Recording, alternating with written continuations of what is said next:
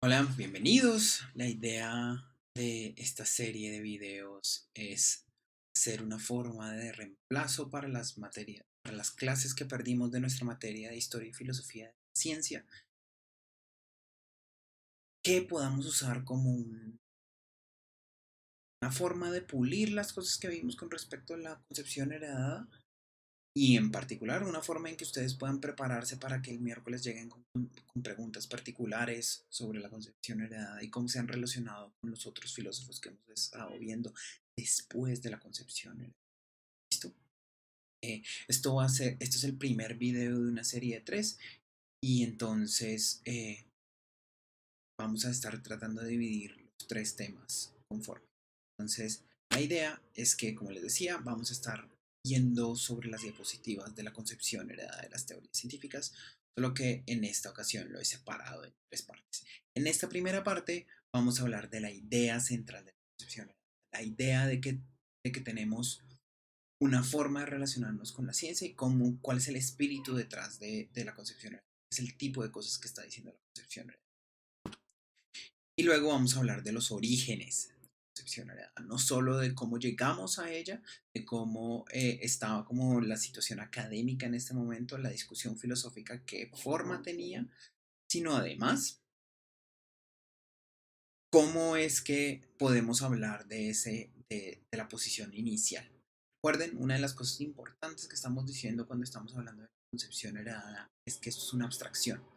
No hubo en ningún momento un filósofo, ni siquiera un grupo de filósofos que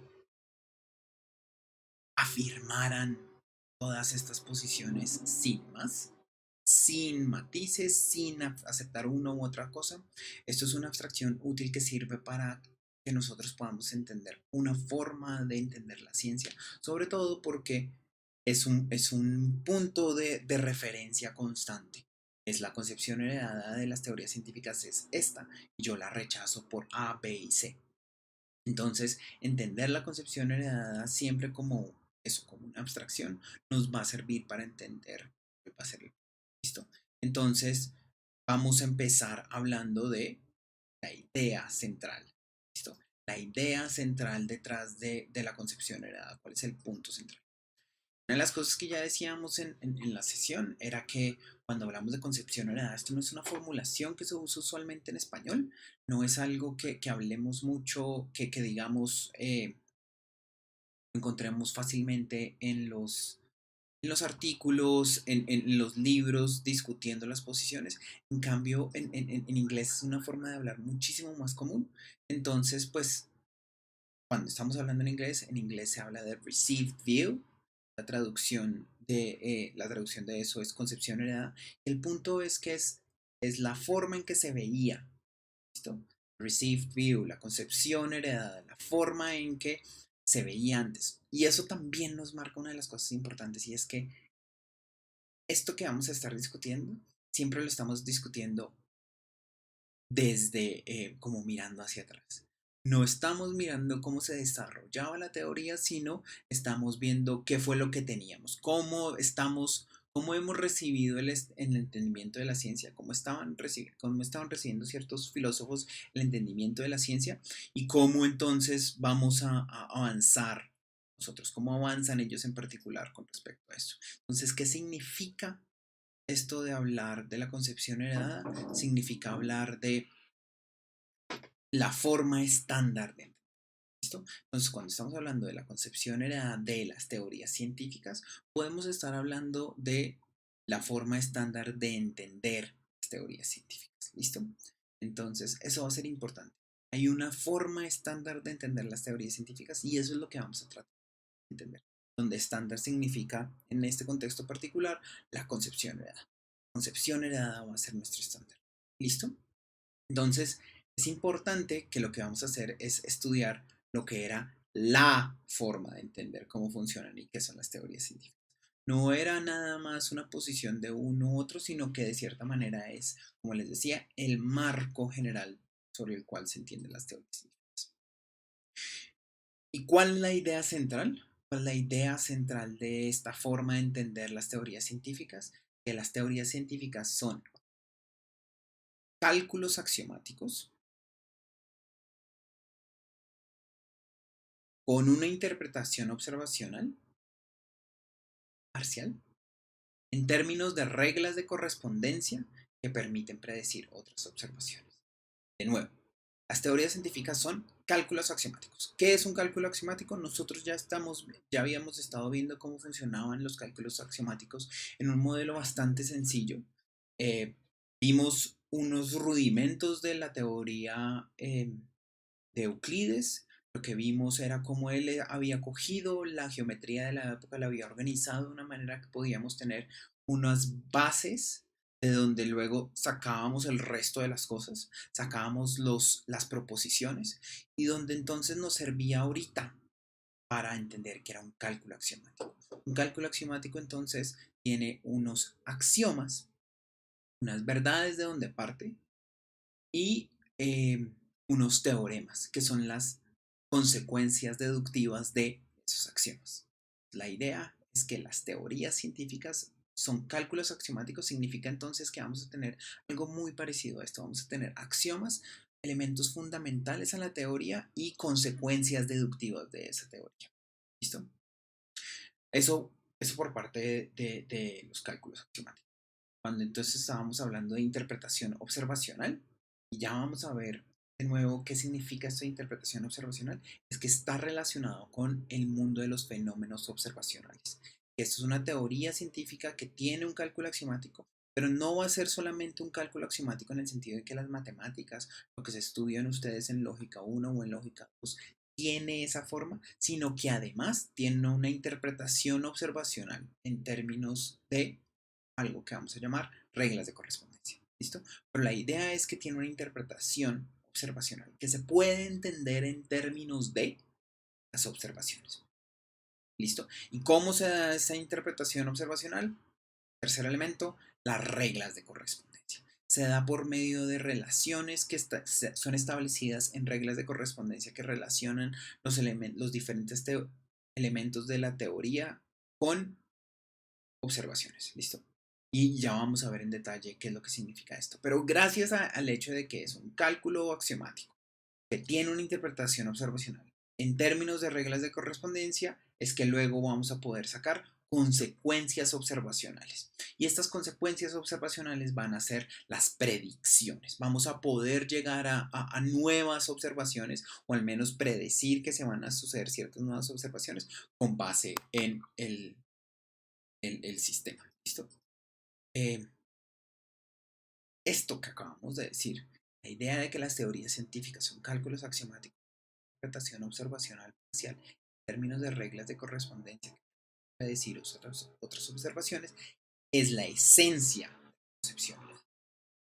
Y vamos a ver un montón de matices acá, pero fíjense que la formulación de la teoría es bastante sencilla, es bastante fácil de formular, pero tiene una cierta elegancia en esta sencillez de su formulación. ¿Listo? Bien, entonces, vamos a hablar ahora de los orígenes. Como ya les había señalado, cuando estamos hablando de los orígenes, estamos hablando de dos cosas. Vamos a estar hablando de de dónde viene la teoría y cuál es su formulación inicial. Entonces, una de las cosas importantes es reconocer que el ambiente filosófico de finales del siglo XIX, donde la concepción heredada está empezando a coger forma, había tres posiciones principales en la comunidad científica respecto a la ciencia y al conocimiento. Una, el neocantianismo. Dos, una forma de mecanicismo materialista. Y tres, algo que por falta de un mejor nombre vamos a llamar las propuestas por Ernst Mach. Y vamos a ver que en realidad estas propuestas son dos. Una que es una forma de neocantianismo, pero la segunda que va a ser la importante, que va a ser lo que se va a desarrollar dentro de lo que nosotros estamos llamando la concepción heredada. Entonces, la idea, parte de lo importante y que vamos a ver más en detalle, como les he señalado, cuando veamos a Kuhn, es que hay cambios en la ciencia que no solo se deben a argumentos, que hay consideraciones extracientíficas que afectan la aceptación de cuestiones científicas. Entonces, uno de los primeros momentos donde podemos ver este tipo de cosas es en la relación de estas dos teorías. Entonces, lo importante de esto es que tanto el neocantianismo como el mecanicismo materialista estaban bien afincadas en la ciencia, en una ciencia que con el cambio de siglo, con el paso al siglo XX, empiezan a perder ciencia, fuerza, ¿listo? Estaban bien marcadas en una física newtoniana que empieza a perder fuerza. Tanto, tanto el mecanismo materialista se ve enfrentado a esta nueva ciencia de la psicología que permite entender y ver las cosas de manera diferente, como el neocantianismo se enfrenta a una nueva física que habla de espacios diferentes, que habla de reglas de la física diferentes. Ya no solo va a ser Newton y Euclides los que dominan el reino de la física y la geometría respectivamente, sino que va a haber un montón de cambios que hacen que pierdan fuerza. Y como les estaba señalando importantemente, vale la pena aquí detenerse para hablar de qué significa esto de cambio, de perder la fuerza. Perdón. Ahí es intencionalmente vago el lenguaje que se está utilizando. El lenguaje que se está utilizando es uno que no que demuestra que han sido falseadas, que encontramos una refutación, que hay un argumento definitivo para mostrar que han sido falsas o que han sido como que están equivocadas, sino que pierden fuerza, dejan de ser chéveres, dejan de llamar la atención y dejan de motivar a la gente para que los filósofos y los científicos la adopten. Es una consideración bien rara a la hora que estamos hablando de cómo elegir una teoría, pero ese es uno de los ejemplos interesantes que tenemos ahí. Entonces, con nueva ciencia estábamos hablando del tipo de cosas como la teoría especial de la relatividad publicada en 1905 y la física cuántica que ya viene detrás. Viene a la vuelta de la esquina y ya pronto nos va a alcanzar y con ella la favorabilidad de las teorías neocantianas o mecanicistas materialistas baja. De nuevo, recuerden que no estamos hablando de una refutación estricta. Bien, entonces habíamos señalado que lo que nos queda, con lo que nos quedábamos era con dos cosas, con dos formas de entender qué era lo que estaba diciendo Mach. Mach 1, por llamarlo de alguna manera, es una forma de neocantianismo, ¿listo? Eh, donde él consideraba que debía haber un elemento a priori en nuestro conocimiento científico. Y pues ahí vemos los caracteres kantianos de esto en la idea de que debe haber un aspecto a priori en nuestro conocimiento científico. Pero Mach desecha esta teoría, la cambia y afirma lo siguiente. Afirma que la ciencia no es más que una reflexión sobre hechos cuyos elementos son contenidos de conciencia que se nos dan por la sensación y que los enunciados científicos deben ser verificables empíricamente. Me explico.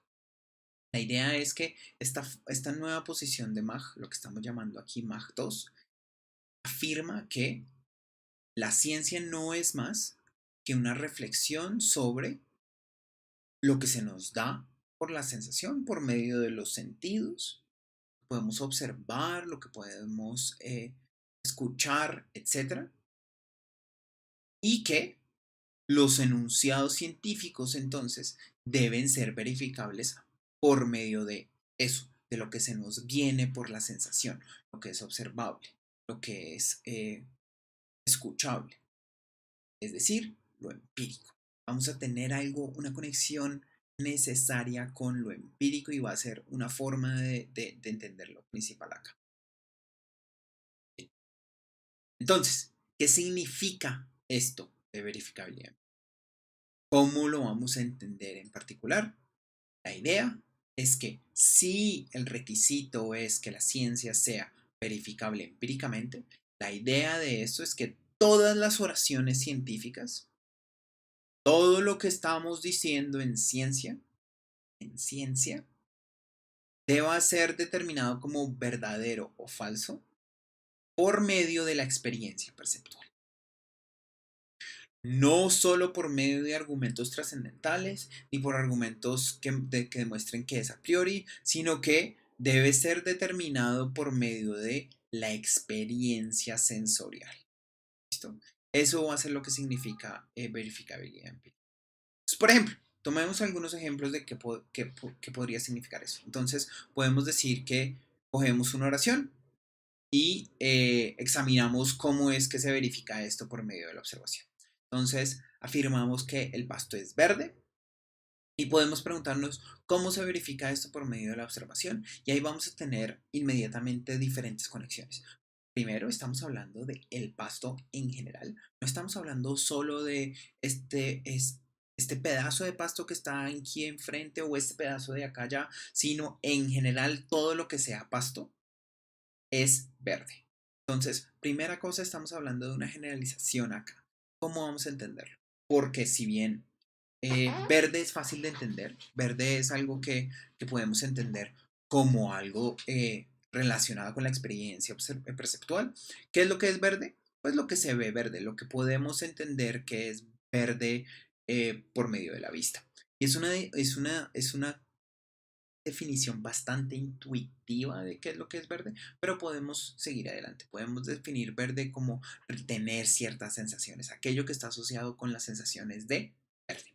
Entonces, cuando decimos que el pasto es verde, lo que estamos diciendo es que el pasto es el tipo de cosa que cuando lo observamos, nosotros lo percibimos de tal y cual. ¿Listo? Pero de nuevo, aquí tenemos un problema porque no estamos hablando de un pedacito de pasto que está aquí enfrente, sino de el pasto en general. Entonces, aquí vamos a tener una relación de cómo es que vamos a determinar la verdad o falsedad de un enunciado, si bien inicialmente con una conexión clara con lo observacional, que también tiene un nivel de generalidad que parece que escapa a lo que podríamos determinar por medio de la experiencia. Algo parecido pasa con oraciones como el cerebro de los humanos es blando. ¿Listo? Tenemos un montón de oraciones que podríamos examinar observacionalmente, como las que tienen que ver con el verde. Y en el caso del cerebro de los humanos es blando, tenemos dos cosas. Uno, primero, al igual que en el caso anterior, tenemos una generalización que tenemos que, de cierta manera, tomar. Tenemos que encontrar una manera de relacionarlo con lo observacional. Y además tenemos esto de es blando. ¿Cómo vamos a determinar que el cerebro es blando o no?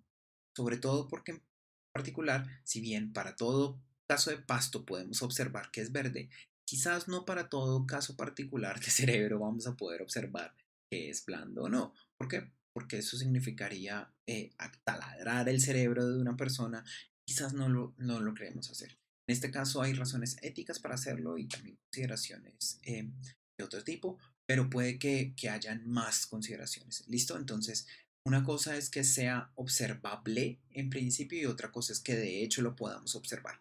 En el caso de verde, es fácil ver cómo puede ser observable y de hecho observado.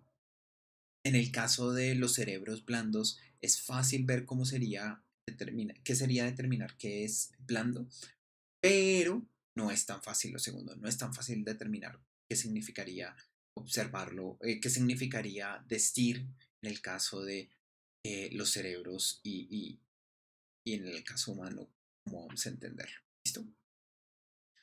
Bien, otro ejemplo, la bala de cañón pesa 20 kilos. ¿Listo? ¿Cómo se verifica esto por medio de la observación? Ya que si bien estamos hablando de una bala de cañón, y eso soluciona algunos de nuestros problemas, entonces ahí no tendríamos los problemas que habíamos visto con la generalización de los casos uno y 2 del caso del verde y el caso de los humanos y su cerebro, sino que tenemos ahora algo que no observamos. El peso no es algo que observemos nosotros. Nosotros no podemos hacer ese tipo de cosas. Nosotros observacionalmente podemos determinar, por ejemplo, que es verde. Nosotros por medio del tacto podemos determinar si es blando, pero no hay ninguno de nuestros sentidos que se relacione con el peso. Entonces, ¿qué vamos a hacer? ¿Qué vamos a hacer esto? ¿Cómo se verifica esto por medio de la observación? Aquí entonces tenemos una pregunta más. Además, podemos formular como un ejemplo paradigmático del tipo de oración que vamos a tratar. Vamos a tratar de determinar el valor o falsedad de oraciones como los electrones se mueven alrededor del núcleo. Varios desafíos acá. Uno, cómo vamos a hablar de los electrones en general, y eso se parece a lo que estábamos diciendo con las cuestiones sobre el paso y el cerebro. Y además el hecho de que no vamos a poder observar directamente los electrones. No vamos a poder ver su movimiento alrededor del núcleo. ¿Por qué? Porque no es el tipo de cosas que nosotros podamos ver con nuestros ojos o escuchar o sentir o de alguna manera relacionarnos directamente por medio de nuestros sentidos. Es el tipo de cosas que vamos a necesitar instrumentos para hacerlo. Aquí entonces empezamos a ver cómo con estas preguntas vemos un caso diferente de esto. Por último, tenemos oraciones como 2 más 2 es igual a 4. ¿Cómo se verifica esto por medio de la observación? Nosotros no vemos ni doses ni cuatros, son entidades abstractas. ¿Cómo los vamos a relacionar con esto por medio de la experiencia perceptual? ¿Cómo vamos a entender qué es lo que significa esto? La respuesta a todas estas preguntas de cómo vamos a verificar esto por medio de la observación es lo que efectivamente nos lleva a una versión de la concepción heredada. La idea es que tenemos un requisito inicial de que las teorías científicas sean verificables empíricamente, pero la forma de explicar qué es lo que significa verificable empíricamente va a tener que lidiar con el hecho de que hay generalizaciones, de que hay cosas que si bien pueden ser, si bien pueden ser observables, no son siempre observadas. Hay cosas que ni siquiera son observables, como los 20 kilogramos, y, pero que podríamos medir por medio de instrumentos como el peso y el movimiento de los electrones.